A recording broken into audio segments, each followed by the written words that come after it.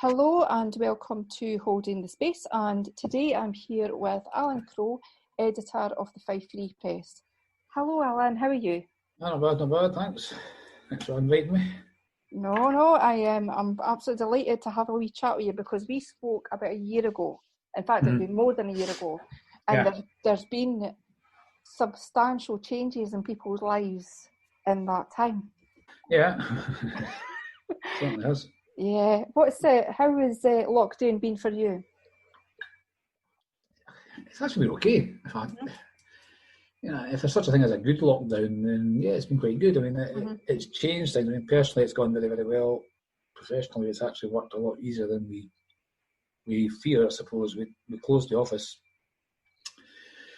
sometime in March. I was on holiday at the very start, just before lockdown was called. We were actually away, and I had to cut short our holiday. We're down south, and we're driving back up the M6. There was not a car on the road.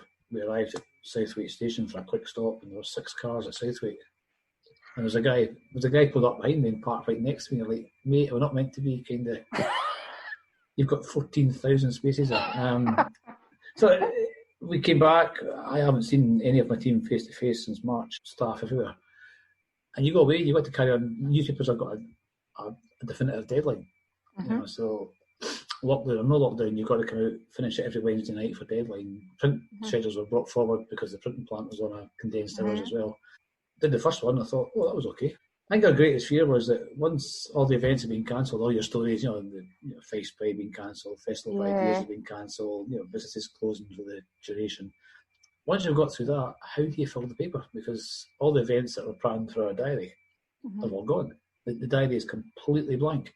It's filled easy, no problem at all. Every single week, speaking to folk who are out and about, speaking to NHS lockdown heroes, if you like, getting folks' perspective on it, and try to keep people. It's very, very easy thing to do. I think the first thing we did was we were writing, but all we're doing is writing coronavirus stuff. Every story was about coronavirus, and digital traffic was just soaring through the roof because folk wanted to know what's happening locally. Whether it's schools, offices, pubs, clubs, restaurants, etc., and leisure centres, and the list goes on. The problem with that is that, of course, when you finish at night, you log off, you then sit down and you watch the news, and it's all coronavirus. And it really was very early on, and I switched off the news completely because it's too much. There's no way you couldn't go home and say to your partner, guess what I did today, because she's sitting 2 feet from her and she's working. We're both working at home. Yeah. We've got a table that was a dining room table, has now got 4 laptops, 4 smartphones, 2 massive monitors, wires everywhere, a printer in the middle of it. And you try to stagger all your conference calls so you don't interfere with each other's background noise. So I had to stop watching the news because it was just you're watching these briefings every day, from Johnson and then Nicola Sturgeon. It's too much. You had to switch off, otherwise you become consumed. You're not the story. You're writing about the story. It's the only story in town. It's the only thing that anyone was talking about. Yeah. So we stopped that very after about, I don't know, a week, 10 days. Watch telly. We've barely watched any telly. It's been Netflix and that we've been watching since then. I think people have started to do the things that they've been wanting to do. Yeah. Yeah, you do. I mean, there was a huge list of let's watch these things online. The appeal for that lasted about 30 seconds. I don't care. Watching an online gig is not the same as being there. Watching an online comedy show, brilliantly funny though it was, wasn't funny. You're watching on a wee laptop. That's not the same as being in a comedy club. We actually just stepped back from that. We went walking. I stayed in Edinburgh for the first 3.5 months, and I've got family over there, so it was easier, closer to them. Yeah. And we walked around Edinburgh miles, absolutely every day. As far as you can walk in the hour, you're allowed to March and April. And there can't be a part of Edinburgh we've not seen. I got the sense from you, because certainly from your social media, you were showing bits of Edinburgh that I'd never seen before. Yeah, I mean, I grew up in Edinburgh, so I used to do my drinking in the grass market, underage drinking as well. There's a set of stairs. There's a staircase as you come into opposite the Black Bull pub.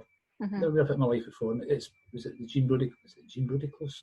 It takes you up to Lauriston. It's part of the historic Flodden Wall. I'd never noticed that before. It's embarrassing. We went round. Holyrood Park was on our doorstep. So that was our garden. So around Holyrood Park, I've been around there since I was a kid. We played there as kids. Right down to Prestonfield, Craigmillar, right down to Musselburgh.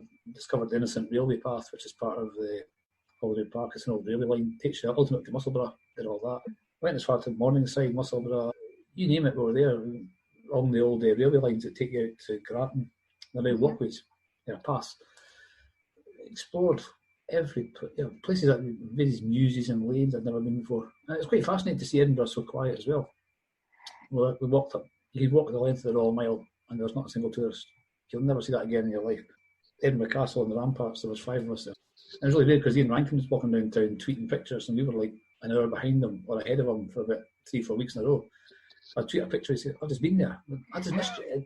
We must have crisscrossed each other umpteen times. I lost count, because he was out and about in Edinburgh. He's up at the Meadows, big posh flats that I can't afford. Yeah, he kept on talking about the rubbish that was collecting at the back. Eventually when people started meeting again. It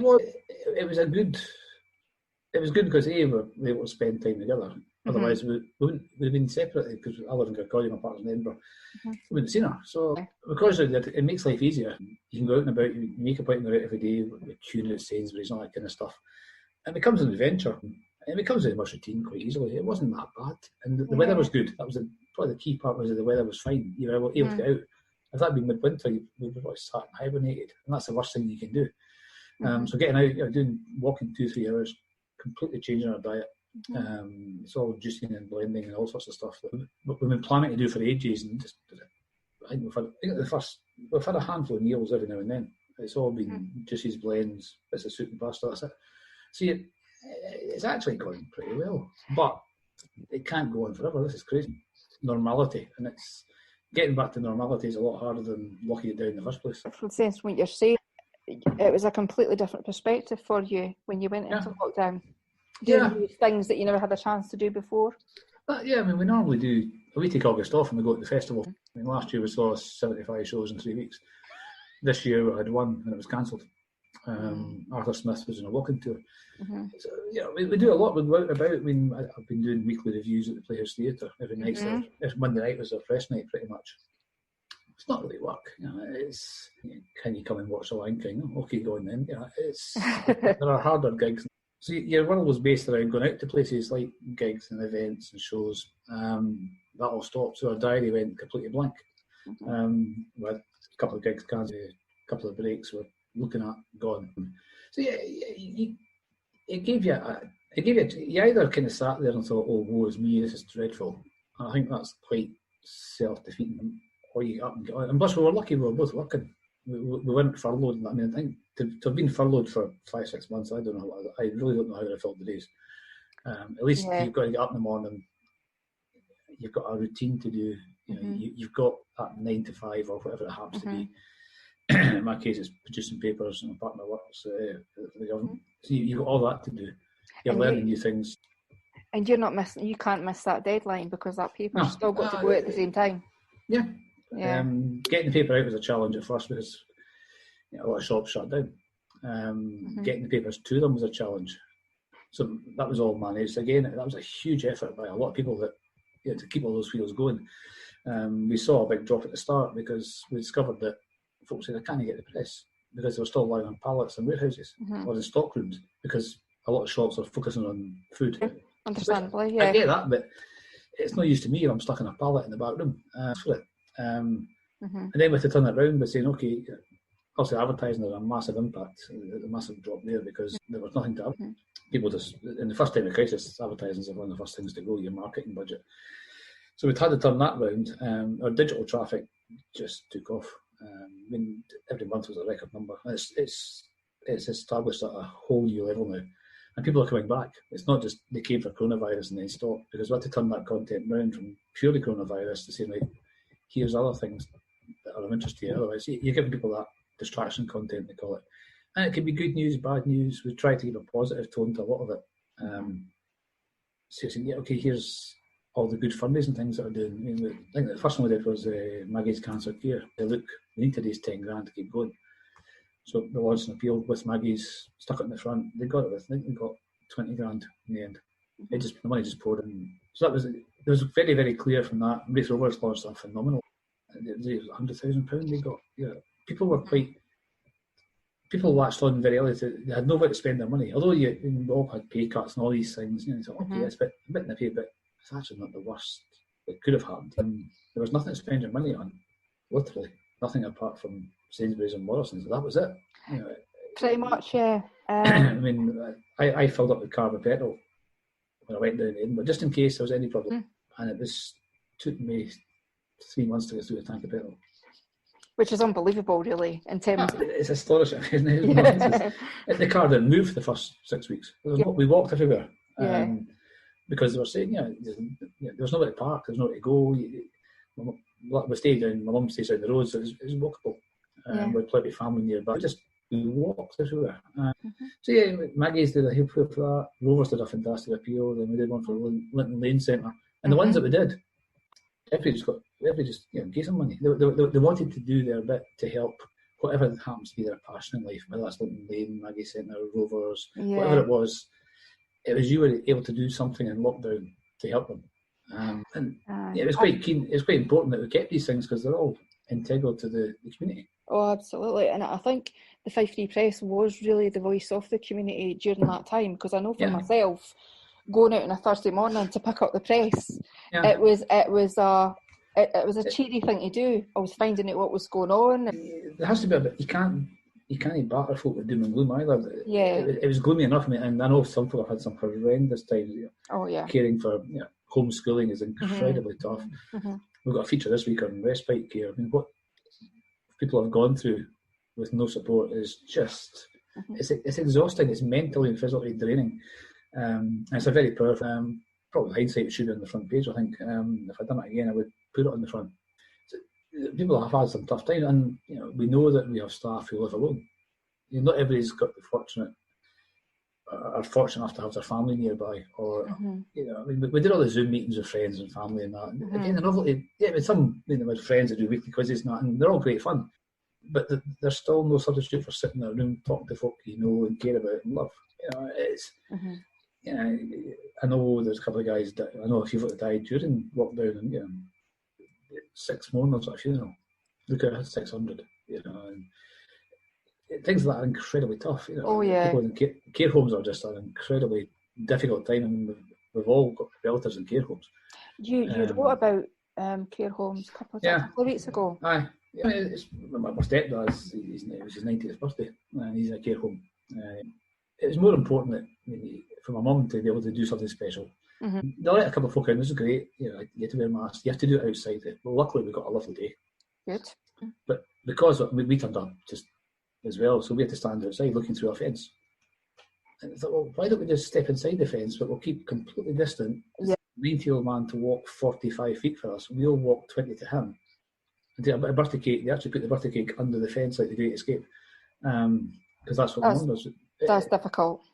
It could have been 10,000 times worse. I know folk that have really. We've done some pretty strong stuff in care homes. I mean, the human cost, the emotional cost of you're allowed one visit 30 minutes outdoors only. Why are we not mobilising an army of volunteers to go and build gazebos? I know they've got to be council approved and they've got to have planning. If we did an appeal right now, I guarantee we could put a gazebo into every care home or whatever it needs. Not just a plastic sheet, but more than one. Yeah, a place that's wind and watertight. It gives them. I mean, anyone who's 80s or 90s, they're going to get cold even on a warm day. Yeah, they feel the cold. They're losing their body weight, and again, if that carries on until next year, then or winter, they're looking at. You can now have an indoor visit for 30 minutes. I think that's the next one. I was speaking to a couple of friends. I was saying, for kids, okay, it's an adventure. They've lost time with their friends. And I says, but they're 8, 9, 10. They've got all their life to get that time back again. And they look back at it and it really wasn't that bad. Or not bad. But if you're 80 or 90, you haven't got 5, 6 years left, possibly at the end of it. No, you don't, and you need to see your family. Yeah, and every day you might spend 2 hours. You might only spend 5 minutes with them. It might be 2 hours. It might be 6 hours.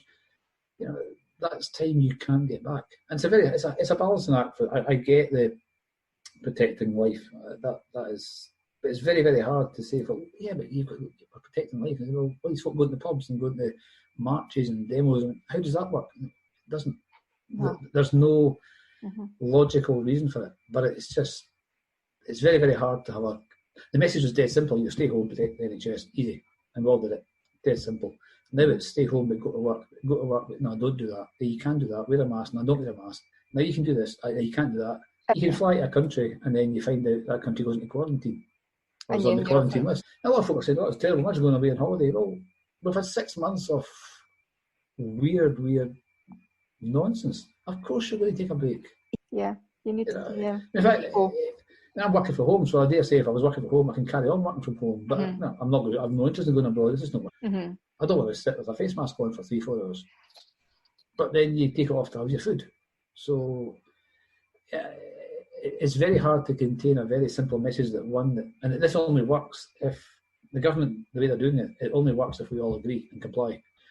And you've got to get around all the fake news and the nonsense and the social media absolute theories, it's just conspiracy theories. Yeah, there are grown adults and mature, intelligent people believing this rubbish, and they go on about the media is terrible. You look at the absolute crap on social media. The anti-face masks. They're all anti-face, anti-vax. They're all about the same anti-everything. They're anti-5G. I mean, they're just and they throw it all into the pot. And you think, they're absolutely right. And they cherry pick little quotes. And you think, well, that sounds not too good. Wait a minute. It only works if folks say, look, just wear a mask. It's fine. If that's the one that when you try to say, folks, that's you doing your bit. If somebody else coming towards you isn't wearing a mask, let it go. Yes, they should. You know what? Life, you can't force them to wear it. You end up in a row with them. That drains your energy. That matters your mental health. Just you wear your mask. You do your bit. And the vast majority are wearing masks. Everybody go in any shop. I walked into one and completely forgot one day. I was actually in the bank. I was at the auto teller. I just come in, so I just walked in. I wasn't planning to win. I had a mask in my pocket. I got my money came out again. I never gave it a second thought because I wasn't intending to win. And she threw me and said, there was a guy glowing at me. It's like, I was in for 2 minutes.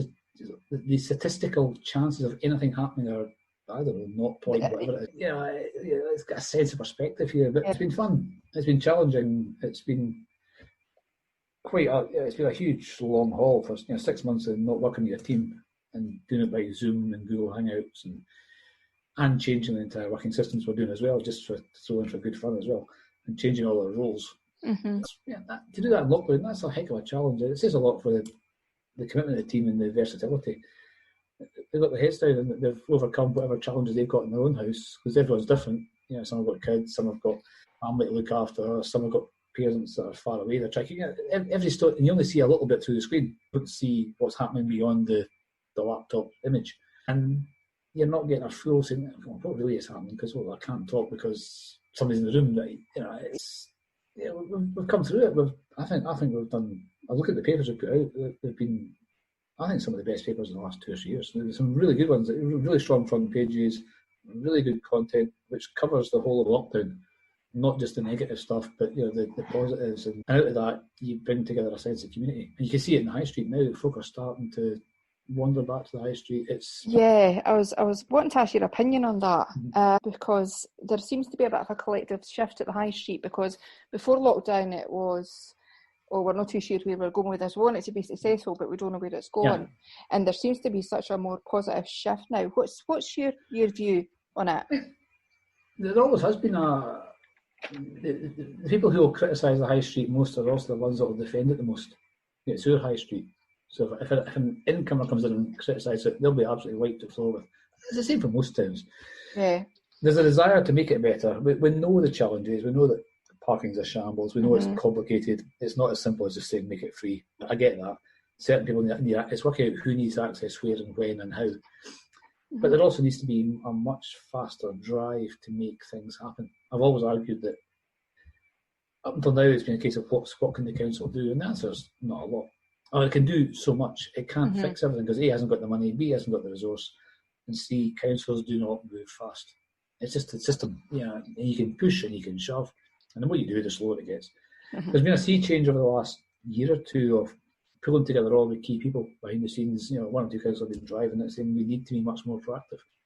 So anyone coming along saying, I've got a problem here or I need advice, the first answer shouldn't be why do you want to know? It should be how can I help? And if it's not how can I help, then get out of the way and let folk in who will. There are a lot of folk, a lot of projects being bundled under Kirkcaldy for all of their power of work, and a lot of their, I know that they've gone now, but a lot of their work is now coming to fruition. And it's rather sad that they probably won't get the credit that they should do, because all the work they've done with making the town better, sorting out so much stuff behind the scenes that folk have no idea about. And since their demise, since they closed, was it March, April, there was a clear recognition that there's a gap. I mean, the lockdown came in and that completely knackered everything in terms of, we just started out a new steering group, Liver Lang Toun. That was, I think we met once. And we've written down some very key bullet points, which is to try and take the work of the Ambitions Board, the bid, and tap it into the council. That's now, Greer Kirkcaldy's emerged as a big player in town. They're able to be accessing really good funding for a number of projects. And as you bring more folk to the table, there's new ideas, new thinking, and we've got. And there's always been a collective of folk quite keen to see the town centre developed and improved. And I don't know, through lockdown, there was a lot. I know there were things happening. I knew there was 4 or 5 companies ready to move in. Lockdown kind of knackered a lot of their plans. So now we're seeing, you've now got that new cafe in Las Brands. That's excellent. You've got there's a fishmonger opening up. You've got there's a new convenience store opening. It should be open any day now. Opposite the Burtons. I think there's about 5 or 6 different companies all moving in. So that tells you they've got confidence in the place.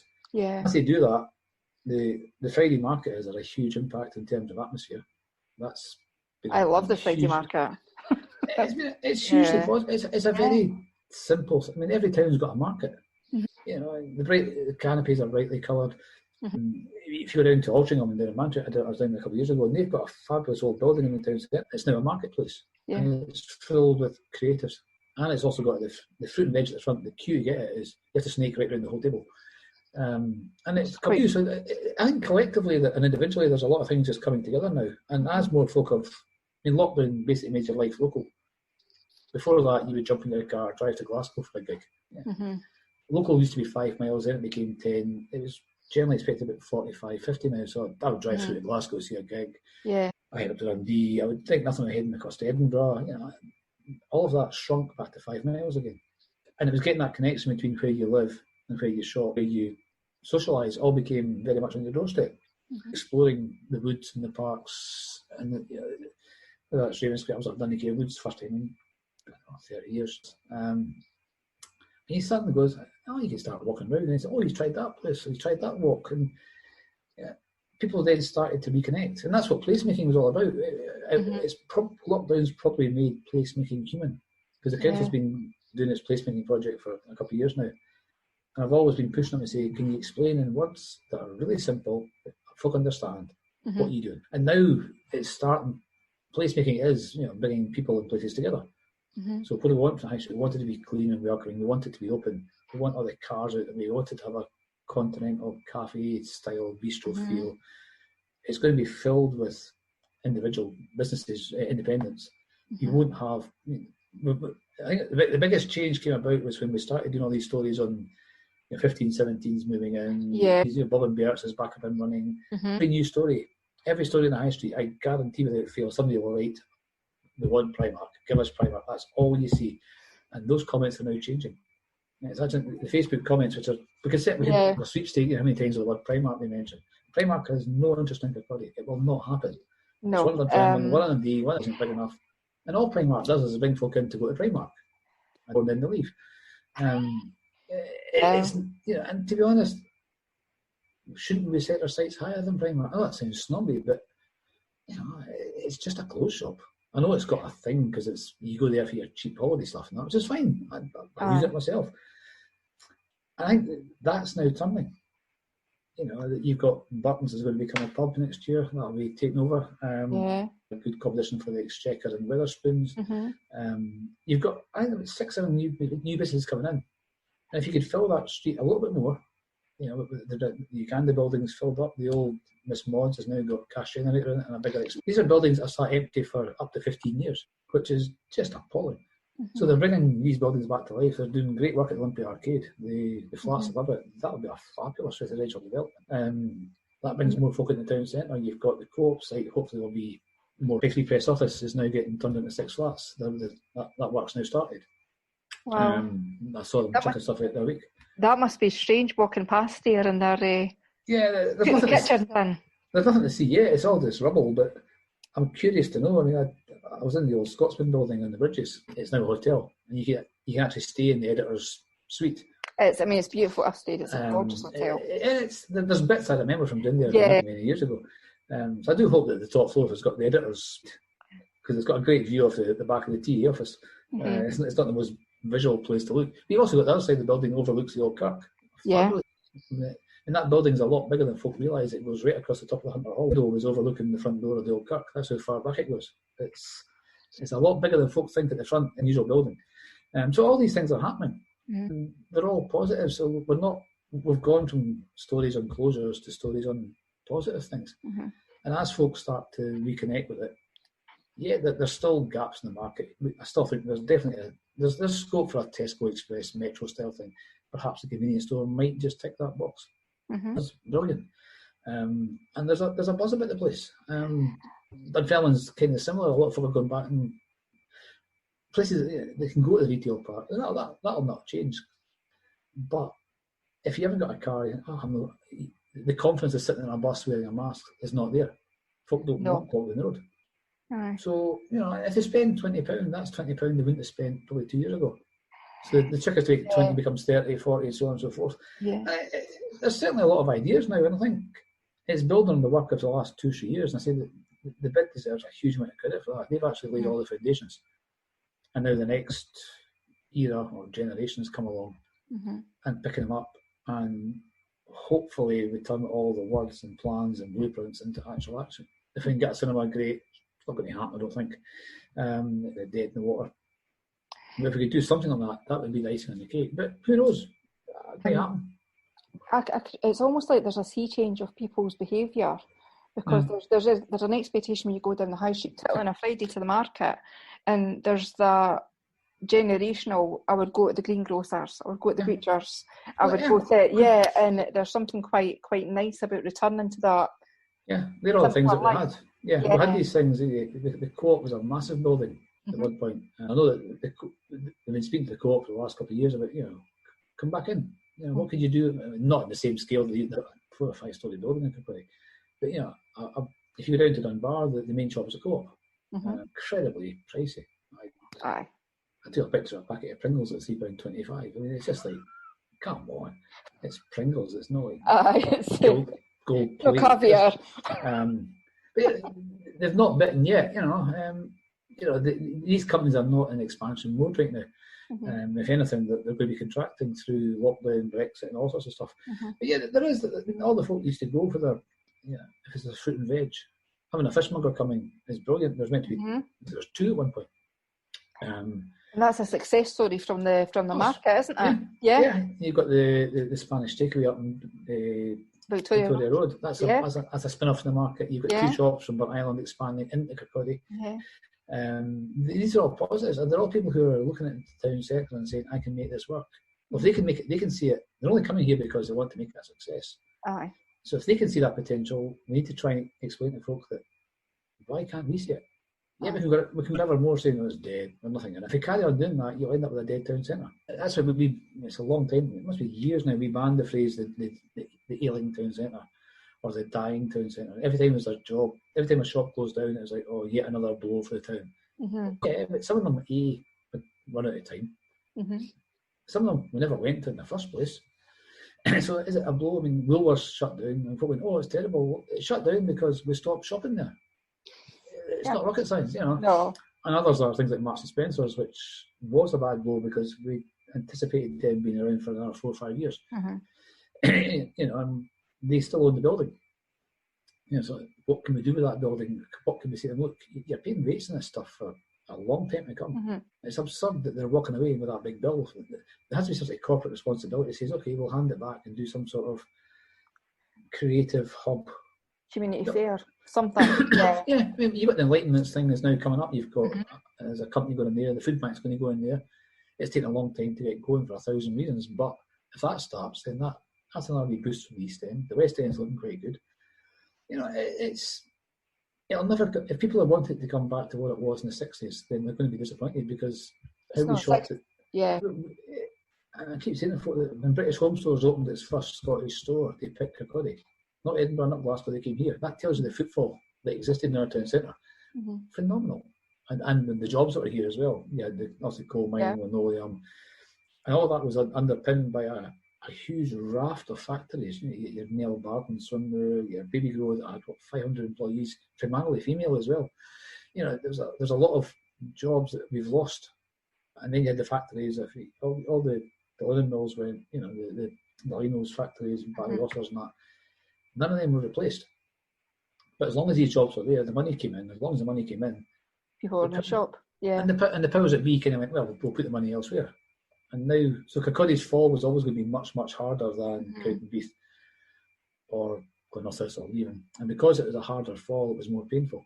Yeah, anecdotally speaking, we seem to be, hopefully, if we can get through the rest of this year without a second lockdown, we'll get them established. There are still big, big challenges, but there's a spirit there and a desire to make it happen. So, yeah, the work's underway again. It won't happen for 5 years. These things take, regeneration projects take 5 years to deliver.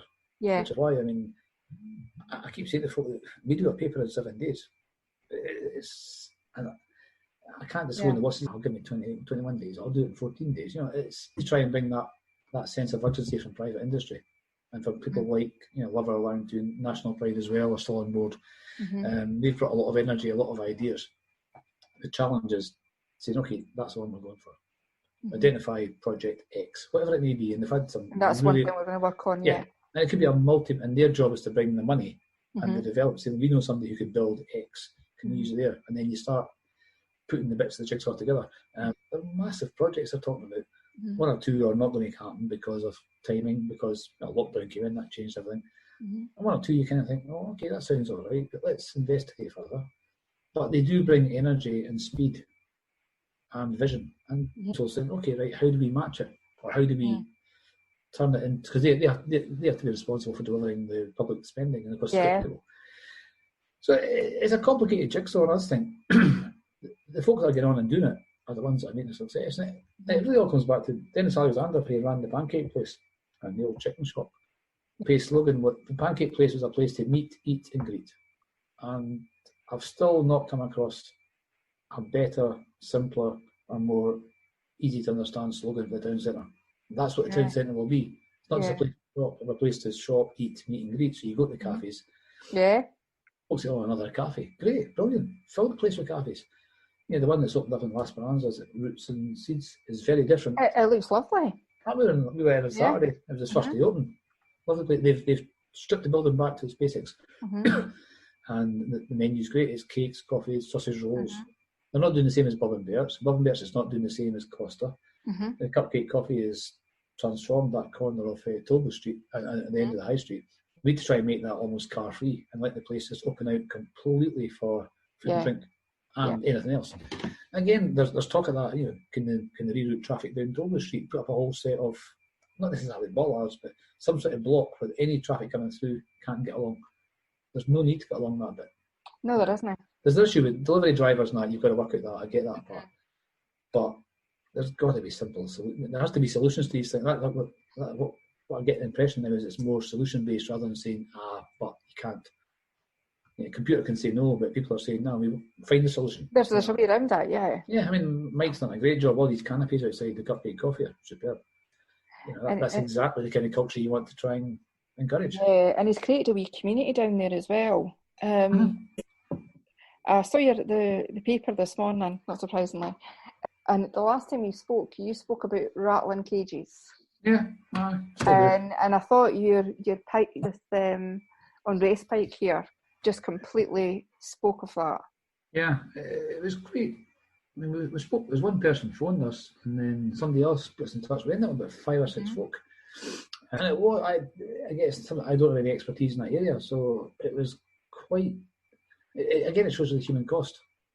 Folk that they need support, they need that respite care, because to care for somebody, whether they're disabled, whether it's Alzheimer's, whether they've got additional support needs, is relentless. And of course it's your family, you do it, but I've seen folk completely burnt out. Yeah. For them to say, where are we? When are we getting back in? I thought they spoke incredibly well. So with hindsight, I put it back on the front page. At the time, we had something else planned for it, and it came in. Bits of it were coming in late, and it's one of those things you can think, we should have done something really bigger than that. But we did. It'll still be very well read. And again, that'll be down the weekend, I think. It's given the staff the time to do it as well. And folk were happy to talk to us. And we had like 5 families, and there's more in the wings as well. Sorry, in effect. Their children are suffering because they haven't got any interaction. They're stuck at home. They need that stimulus. With their peers. Yeah. Yeah, and but the whole point of respite is it gives everybody a break. Yeah. And I get it. It's incredibly hard you can't just open the doors again and go back to what it was like in February or January. But it's getting the balance right of, again, I come back to that, well, what can we do? Stop telling me what I can't do. That's my own family. Like, no, you can't do that. Can we do this? Well, not really. Even taking a birthday cake into a care home was just like, well, yes, you can. Can you put a candle on it? Yeah, but what we'll do is we'll cut a slice off for your stepdad, so he can then blow the candle out on his bit of cake. Therefore, if he happens to breathe, and you're like, it's a bloody candle. But you understand all the rules, and you understand they're there for the greater good. It's not about lockdown's not about you. It's about everybody. Making sure it's not spread. Yeah. And I've tried to say, it's not about, oh God, I've got to wear a mask. Fine, wear a mask, but it's not about me. I don't want to wear a mask. I don't like it, but I will, because it's not about me. But it is personal. You can't help it. I mean, I know some horrendously moving stories of folk that didn't see their mum or their dad for 100 days or more in care. And I know the day before he was due to go see her, she passed away. That's horrendous, awful. Yeah. And he says, I'm just one story out of, how many have died? 41,000. He says, I'm nothing special. He says, but right now, I didn't get the chance to do what I wanted, which was to be there. That is just incredible. It doesn't, you can say all the platitudes, or it was a ripe old age, and it's a full life. Yeah, but at the end, when it mattered most, this lockdown came in and completely changed the rules. And now we're looking 6 months on, folk are now saying, well, come on, we've got to get back. I was chatting to folk last week saying, somebody's got to go first. Somebody's got to reopen the first pool, the first... Yeah, the theatre. The first theatre. I mean, theatre with social distancing, complete waste of... It doesn't work. No. We went to the drive-in movies at Edinburgh. Yeah, it was fun. Is that what I want to do for the rest of my life? No. I mean, a drive-in movie, you got the romance of the movies in America. It was on next to Edinburgh Airport, next to a COVID testing centre. It kind of loses the mystique. But it was brilliantly organised. Don't get me wrong. You could order food. We got there early. We got the front row seat. They had a great fun quiz before it. And smashing job. But you were still in a car at Ingliston Airport, watching a film on a screen. Yeah, and it's great because it's paid through your radio. We're due to go back next month. They just cancelled the whole weekend and put it back to November. We booked tickets for the drive-in gigs at Edinburgh Airport again. It's lightning seats. So they blamed it on fears of a lockdown. The reality was the ticket sales are very poor. Things we're trying to get going have all been cancelled. Looking at Christmas, can there be a Christmas carol service? Probably not in the current climate. Can you put on Christmas lights? Yes, but you can't. The big crowd can't come. But there's got to be a point where you say, well, there's got to be a way of, well, what can we do? Can we invite X number along? You've got to try and create some sort of normality. I hate the phrase new normal because that implies this is it forever. And, I was speaking to a couple of folk who were saying that they had a group of folk together and they were really, really ill last November, December. The flu bug hit them and they were all feeling really bad. And flu wipes you out. And it wasn't until that he was flying somewhere to get a COVID test and they came back and said, you've had it already. And he's now wondering. And he says, I don't know if I did. He says, but now I'm starting to wonder. So that bad winter bug everybody had last year. It's. I mean, if it is, it is. I mean, I still only know one person that's got coronavirus or has had it. That's it. In my sum total. I know we're not to family, friends, colleagues. One person. I don't know anyone that's been tested and traced at all. And maybe that's just. So far, when we've been out and about a couple of, we've met some friends. We're doing all our, is it 6 folk together, 8, whatever it is. Yeah. It's been from 2 households. You're tying yourself and not saying, we've got so-and-so's birthday, can we go? Oh, wait a minute, and it's that 5 households, we better not. Yeah. So we're going to do it outside. Okay, right, so we're all sitting social distance. Is that okay? Well, no, it's not, but people are finding reasons not to do things, like excuses. But they've been locked down. What they want now is they don't want to be locked down anymore, and they have to. But there has to go a point where we've got to. If we don't start up in the economy, then this country is heading to mass unemployment, absolute mass. You're going to lose so many of the creative industries, shops, buildings, office blocks are going to lie empty. What do you do with an office block of 1,000 people when you're saying good news, you can come back, 200 folk can come in? Yeah. We've got all that. The neighbouring cafes, the theatres, yeah. Yeah, there are surveys saying, everybody's loving working from home. I said, okay, let's change the question. Do you want to spend the next 10 years sitting 5 feet from your washing machine? Not really, no. Yeah. The flat we're in, we have to make sure the kettle's on, it can kind of come through a Zoom call. Mm-hmm. We're trying to get extra space and try to move things around. The Wi-Fi doesn't work in the spare room. It just doesn't work. Working from home is absolutely great if you've got a great big 4-bedroom house. Yeah, exactly. If you're living in a multi-storey tower block, and I came from Wester Hales, 7 floors up, it's not so much fun. No. If you're stuck in a 1-bedroom flat and you're literally perched on the end of your bed, you can't sit there. If you sit 8 hours a day, you will wreck your frame. Yeah. You care there. And if I know that I was saying, folk were saying, I work from home. Then they're saying, I'd like to get back to work. I said, okay, for whatever reasons, I need to get back to work. The whole point of going back to an office is you interact with your colleagues. You can't do that. You can only go to this room.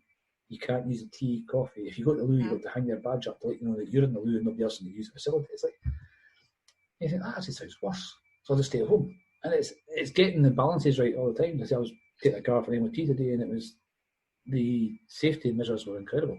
It really felt into a bubble, which is fine. I've got no problem with that, because if that's what it does to keep their staff safe first and foremost, and customers, it doesn't make any difference. I still went in, handed the keys over, signed a bit of paper, and I left. You can do that.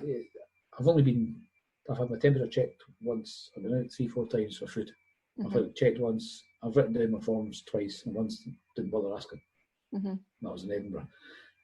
But we're now getting back to the restaurants. If you sit outside, you get plastic forks and disposable cups and plates. I thought we'd get rid of all that. And all our details. What happened to GDPR? That was meant to be like, here's how I store your information. Where they're going? I mean, some of them are so small that they're homemade. There's no form you can download. Who's looking after that stuff? We're going along with it, which is fine. Again, it doesn't bother me. If somebody wants my email address, they can have it. I mean, I'm not going to find much. It doesn't worry me, but there has to be the next steps of getting things brought back. The leisure centre's about to reopen, which is great. You get the gyms back open again. They're now starting to get folk. I know it's Pure Gym had folk in it the other day that I went past. We've got to get the pub trade. It's not about drink, it's about a community base. It's a hub. I walk on the high street on Saturday, and they're working off 20-30% of their margins of their normal custom. That's unsustainable. And how long can they continue doing that? Furlough in September. There's a big bill coming for all this stuff somewhere. Furlough's been it's helped so many companies, and it's kept folk alive financially. It's kept them afloat. And we've all gone through. We've got staff in furlough over the place in every company. And we're now starting to bring them back as truths now, which is really good. I'm really pleased that we're coming to the end of it. We've still got a lot of work to do, but industry. The 5 Free Press, because I'm aware that there's a bit of a shift. Yeah, we had it all launched, ready to roll in March, and then lockdown came, so we decided not to do it in lockdown. We had enough to worry about. But the drive is obviously from print to digital. That's not new. Our digital. We cracked 1 million. Now it's 1.5 million. We're looking at 2 million per month page views. That's purely 5 today. And you're driving stuff online. But the print product is still the one that generates the bulk of advertising. So you can't just ignore it. And it's also, a lot of folks still like to sit down and read a physical paper. I know times have changed. It always makes you smile when folks say, I didn't buy the 5 Free Press. I get it off that 5 Today. Where do you think 5 Today comes from? It's the same. We didn't call it 5 Free. There is 5freepress.co.uk. But if you do 5freepress.com, you will get the 5 Free Press in America. So the plan is that we produce content for the web, and we want to free up the journalists to produce content for the web or print. So we're doing two things at once. There's a lot of production process goes on with producing pages, getting templates on the page, you're writing to length, you're changing. It's a different system to the one we do for online. So you're constantly, and then on deadline day, your focus is print. So you're breaking, you want to get on that straight away for digital. That's your immediate market. Then the reaction goes into print. Because what happens, I've just been back from the bomb squad in the Esplanade, been gone, done and dusted in 20 minutes. That wouldn't make the front page next week unless it was a massive incident.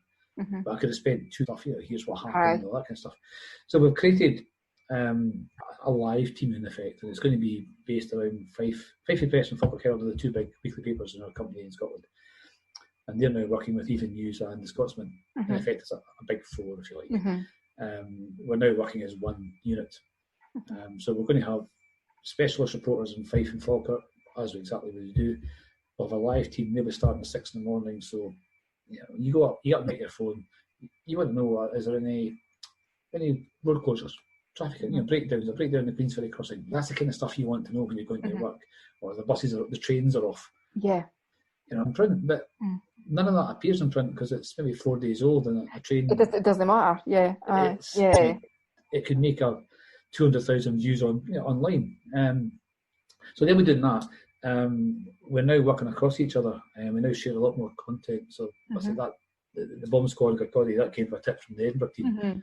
So I just jumped on the road. My live reporter beat me to it. We can then feed. We've got a WhatsApp. We feed it straight back into the WhatsApp group, and then it can then go on to Scotsman, Even News, and Fife Today. There was a Falkirk story, so on and so forth. And there's also a synergy from folk that work in Edinburgh, live in Fife and Falkirk. So traffic, travel, business, what's happening in those towns is really important to them all. You won't see Falkirk stuff in Fife because there's no synergy. Change you recognise. It will still look largely the same, except the team behind it are now becoming a digital team. So as of September, I won't have to sit down and think, what am I putting on the front page? What will I write on the front page? How will it look? That the print team will take the content that my team generates as editors, live team. We generate the content, and then print team was great. There's your front page. Bang, there's page 3. So I don't have to worry what's on page 7. Okay, move 7 becomes page 12. All the kind of things that run through the back of my head. That the newspaper's all about pace and balance. You want folk to have a long read, then a short read, a big story, small story, a human interest story. That'll all flow with a different team. So our job is, I'll be managing Fife Falkirk digital content, all of which will then pour in the paper. I'll still writing leader columns for the press and doing all the kind of stuff that we do. And still doing the ambassadorial role, like working in the town centre, getting involved with Lang Toun, everybody, cultural trust, and the Hall of Fame that we do for these all these things, because there's a very clear the recognition in the company is that the newspaper's got a very strong profile here. We've got a voice. We talk about this as well. I mean, we both, every year, these 2 papers figure in the Scottish Paper of the Year Awards. We're both nominated pretty much every single year over the last 5-6 years. You had your award delivered during lockdown. Ours came. We've not actually celebrated it yet. We've won it. We've won Newspaper of the Year 4 times in the last 6 years, which is it's a tribute to the team. It's fabulous. To win it twice, I was delighted.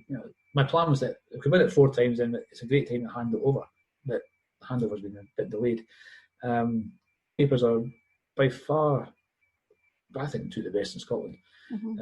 Falkirk's got a handle on Falkirk. The same ethos, standing up for the town, speaking out for the town. The news guys. So the team we've got, a lot of it is Fife-based as well. Some of the guys who are the live editors that I work with, making sure that the papers are all covered and making sure that the print stories we do then go into the online stories go into print.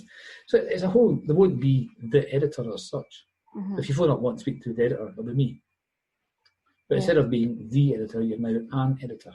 There'll be a head of print, head of content, there'll be a deputy head of content, there'll be live editors, specialists, head of sport. So if you want to phone up and just shout at somebody, it'll be me. That's just fine. That will not change.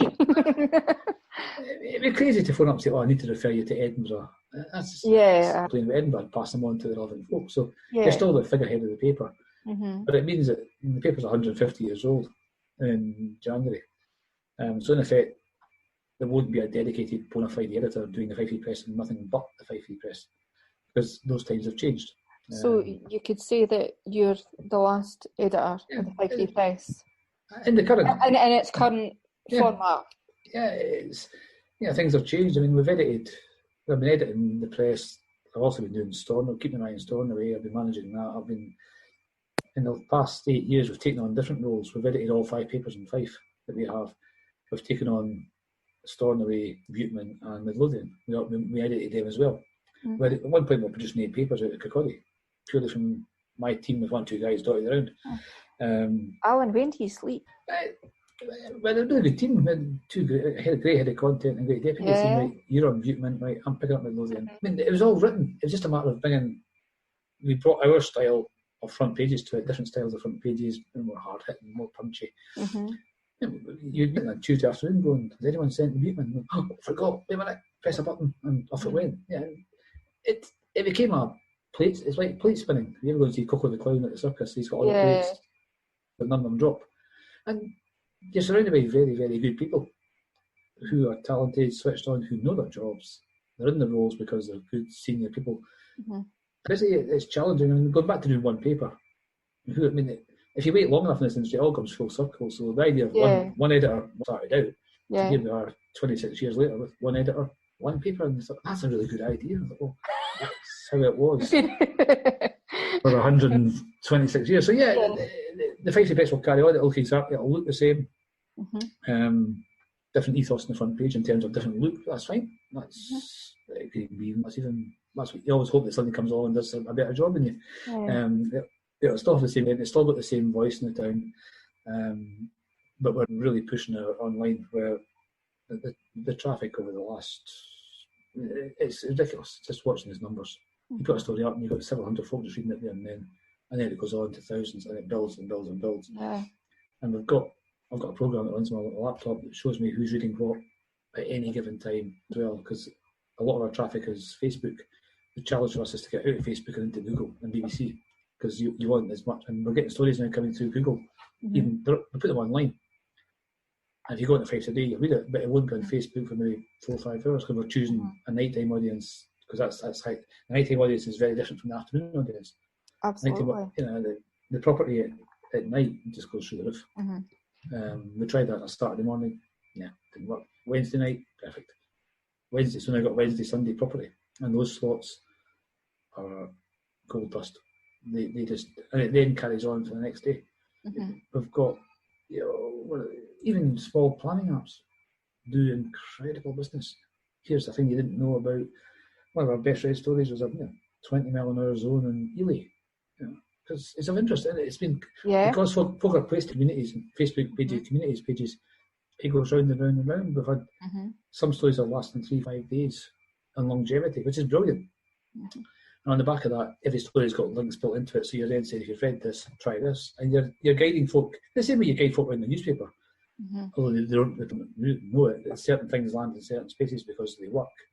You don't have your letters on page 2. Your letters is later on. Then you make a comment section. Then you magazine. Out of the magazine, you might have a feature. Then you go into sport at the back.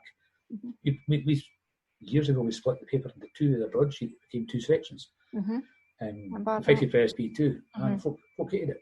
Absolutely hated it. It was done for various production reasons, and we made the second half more lifestyle magazine. The first half was news and sport. Very crudely, I suppose, the bloke read the sport and the woman read the lifestyle. I know that's very stereotypical, but that was the thinking. Yeah. And when folk phoned up saying, "Why have you broken the paper?" And after about 3 months, we went, "Let's put it back together." It was a very unusual, a very American style thing to do, because American papers are in sections. You'll get 6, 7, 8, 9 sections in an American paper. You know, your homes, your jobs, business, sport. Yeah. It's not a British thing. But Sunday Times is probably the closest we've got to that. And we tried it. That was a complete redesign, total redesign. The whole thing is a broadsheet, and it didn't work. So we put it back again, and then of course we went tabloid. So all of that is getting done now online. We make sure the homepage looks as good as possible. What's the right story at the right time? Morning market, a lunchtime market, an evening market. Yeah. So you want to hit them with the story, as well as breaking news. So we've got teams now running from 6 in the morning till 10 at night, keeping an eye on what's happening. Yeah. And then we've got regional specialists who'll be in Fife, Falkirk, and Edinburgh, looking after their own patches. But also we've been able to share content as well. We've got great. We've got a really good team in Edinburgh. We've got some really big hitters there as well, who can then, the political story breaks in Fife. They might say, "Hang on, I'll get reaction from the First Minister, whoever it is at Hollywood, a man building." So they can go and get it there and then, and it all It's a whole new way of working. It'll be strange not actually touching a news page, which I've done from the age of 17. And I know from our previous conversations, strange. You've got a massive passion for design. Yeah. And typography. Yeah. In a world of templates, doesn't really count as much now because templates are pre-designed. Yeah. You can. I mean, the front pages, I put them together. There's based on a template thing. My design hub puts it together for me, but I do draw. I sketch it out, and I know what I want. I'll muck around with headings, and we've argued over typography myself and my bosses. It's got to be this typeface. When the Fife Press went tabloid, I ordered a specific typeface for the body text, and I went off hill, came back, and and you got it, and hissy fit type. Joe Blogs would be none the wiser between Palatino and New Dutch 801, but there's a reason we picked it. You don't use Comic Sans because it's a comics typeface, and there's a story behind everything. I went through an interstate phase, and the interstate comes from the American interstate signs. It's big and bold, it's maintenance. So I went through a spell of avant-garde typeface, which is all kind of curves and that. I have no idea why. That was at the Gazette. There's the avant-garde typefaces. I don't know. It's just funny. You go through these things, and you can really change the tone of a paper and the style of a paper just by using the correct typography, the correct. It's all subliminal to the reader, but it makes it easiest to read. Yeah. That all comes from my very first editor, Allan Crow, taught me how to design papers. And he taught me, front pages are short window, son, make it as good as possible. Aye. And then pace, balance, don't have headings crashing, and everything he taught me. And we've gone through design teams, we've brought in the best from Spain and abroad. I've sat in a masterclass with Mario Garcia, who's the world's foremost designer of papers, and he just tore my paper to shreds in front of the entire room, which was brilliant. We sat in the bar after it saying, I was furious, what does he know? I was sitting scribbling with a colleague, and then we're both going from broadsheet to tablet at the time. And we sat and scribbled notes, saying, this guy, he's done New York Times, he's done Sydney Morning Herald, he's done Paris Match, he's done the greatest papers in the world. He knows nothing. And we went tabloid about 2 years after that. And I actually found the drawings I did that day, and they were exactly what I launched as a tabloid, which was really... So he must have influenced me somewhere. We actually sent the copies of it to critique, but he doesn't do things for nothing. I never heard back from him. But I mean... the letters page in the Fife Free Press is based entirely on his work. It's actually based out of a paper called the Santo Domingo Review in Portugal, believe it or not. I saw a picture and liked it, so I took a picture. Most editorial columns go down the way. The press one goes along the top of the page. Just something different. And it's been the same for the last 10 years. Now, it may well change as part of our review. A lot of these things will change slightly. That's fine. I mean, everything involved. The paper we do now bears no relation to 5 years ago. If you go back 20 years to when I first started the press, it was a broadsheet then. You go back before that, it was only blue. And you could only print colour if we were less than 40 pages. More than 40 pages, we couldn't have colour because the printing press didn't have the capacity to do it. And you could have two colours, spot red or spot blue, and that cost you extra. And that was the 1980s, which is absurd. I mean, folks say you printed it in black and white. I said, well, of course we did. We didn't have colour. The very first colour picture was late 70s, I think. It was a Kirkin and the council, the formal. The council used to all parade down Kirkwine. I think it was the very first ever colour photograph in the press I came across. And now you take it for granted. We used to have colour on mono pages. It's changed. So we're challenged doing things digitally only, where your deadline is just constant. You're putting the right content up at the right time. But it frees you up from an awful lot of production stuff. And you can add videos, you're embedding tweets, you're rewriting the headlines for a social audience, which is very different. The audience is different to the Twitter audience, is different to Instagram. That's so a huge take up. A different way of designing then? Different use of language. I mean, you can use emojis and that, which I'm old. I don't speak emoji. But if you put the right emoji on the end of a story, the research will show you can have a 5% extra audience.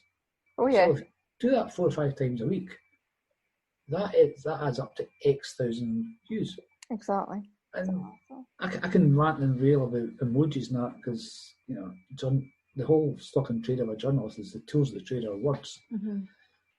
But if you put a Scottish flag emoji at the end of a Scottish political story, oh yeah, I don't get it. I don't use emojis, crying face, boo-hoo, that kind of stuff. Yeah, but in the right context, on the right content, it does work.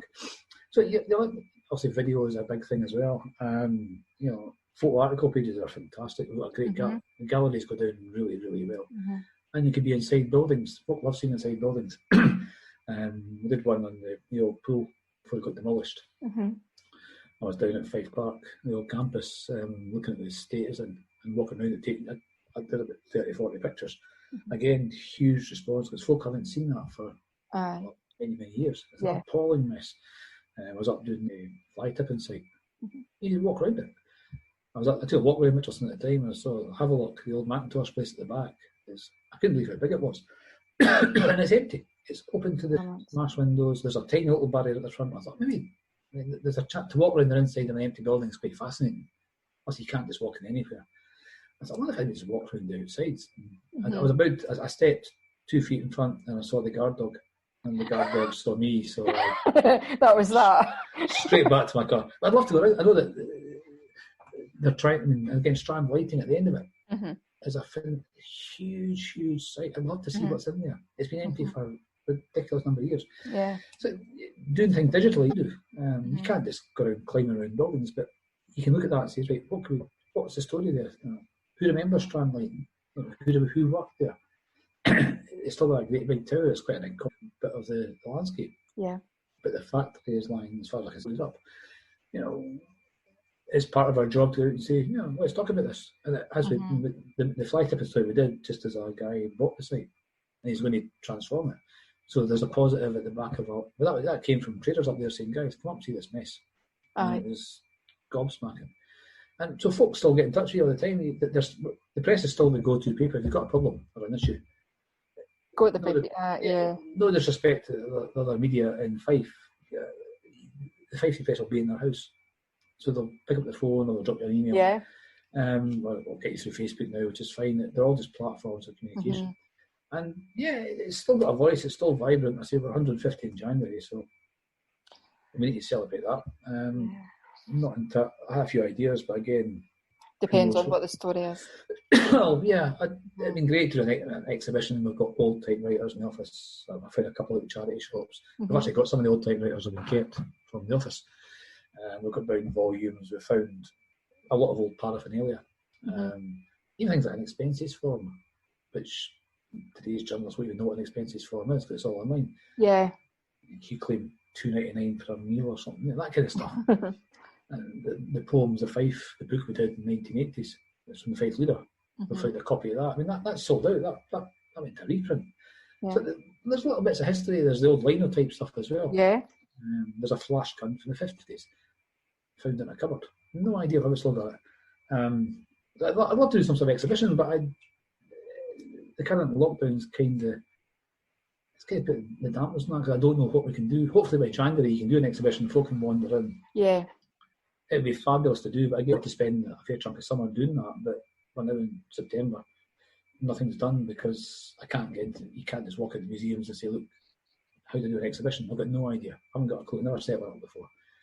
I'm sure they would love to help us, but we've kind of lost about 6 months. So, but the new roles start in October. So again, that's the priority: is getting embedded in that and getting used to different ways of working, different shifts, different hours, different ways of creating content. Which is all good. I mean, there's nobody doing the same job all the time. That'll keep us going for the next 10 years. Who knows? 5 years? I have no idea. Yes, it's all good. Just working away. Yeah. So, what would you like them to know? But we had a voice in the town that we spoke up. We gave folk a platform. I mean, we've always been very Kirkcaldy-centric, despite the fact it's called the Fife Free Press. It doesn't give a fife and it's not free, which is the joke that every comedian makes when they get a copy of the Fife Free Press when they come to the Allan Smith. It's great PR for us. But I think we've made a difference as well. We've helped campaign for things, campaign to save Raith Rovers, the Right for Fife, we campaign for the Vic. Maggie's Centre is still the fastest fundraising effort in the history of Maggie's anywhere in the world. Our Maggie's. Yeah. And we changed it from decades to hours, which is really important. You know, the very fact that a small town like Kirkcaldy can deliver something faster and better than Nottingham, Sheffield, London, Manchester, Glasgow, Edinburgh, Barcelona, where money is awash. You know, that was a remarkable thing. And as well as stories, it's been a good place for folk to learn their trade. There are so many folk that have gone on from the press to newspapers, television, nationals, PR. The number of folk that you meet, you say, I used to work there, or they knew somebody who did it, and it's you know, it's always been. I mean, Kirkwine was a fabulous place to work. It was a great buzz to work there. You had 40, 50 folk running around 3 floors of stairs. There's always noise. There's always chaos. It's different now. Carlisle House has been a great place to go to. Now we're in lockdown. At some point we will get back. It'll be different. There'll be a blend of home and office work, I hope. If it doesn't, then we'll have to look at how do we meet as a team? Do we meet for a coffee? There's new ways of. I dare say my colleagues of the past look at it and think, how do you do it? Well, it's just new. You know? Same way as we used to do typewriters. You know, went on to computers. The very first time we got computers, I remember one member of staff, I wouldn't name, was told to move the mouse, and they were waving it in the air. Which, exactly. And it's a true story. When we sit, when you type in a typewriter, you get the cartridge gets to the end, you smack the cartridge return, and it flies back. So it becomes a movement. We got to the end of the screen, and there was folks smacking the side of the screen because they were that used to just looking up, bang, looking up, bang. Flying off the end of the screen. You tell kids that nowadays, going, what are you talking about? Cartridges, keys, ribbons, all that kind of stuff. You take a carbon. When I started out, you took a black because it was a black. You can't. It's now called carbons because we had to build it in the system, and the company was saying that we can't call a folder blacks because we're selling it worldwide. Thinking, oh right, okay, it's a genuine printing term. So the language of the industry involved. So if you can go from typewriters to laptops, now we're on smartphones, and learning emojis, you know, in 5 years' time, it'll just change again. I have no doubt. And part of the fun is at the end of the day, you've got a story to tell. That's it. Whether it's audio, written, whether it's a video, it's all about telling stories. And you know, if you work in the creative sector, it's fun. That's the most important thing. The day it stops being fun is the day you think, that's it, I'm out. So hopefully that won't happen, you know. Old boss used to say that the Lord's Prayer consists of 128 words. What have you got to say that's more important? Well, I've actually got 600 words written here. And he was right. He's absolutely right. And it's been passed down from journalist to journalist for the last 50 years, that story. And it's true. What have we got to say that's more important than the Lord's Prayer? Absolutely nothing. But we still fill 64 pages a week. So that's something that's more important. Thank you very much, Allan Crow, for holding me. Thank you. Thank you.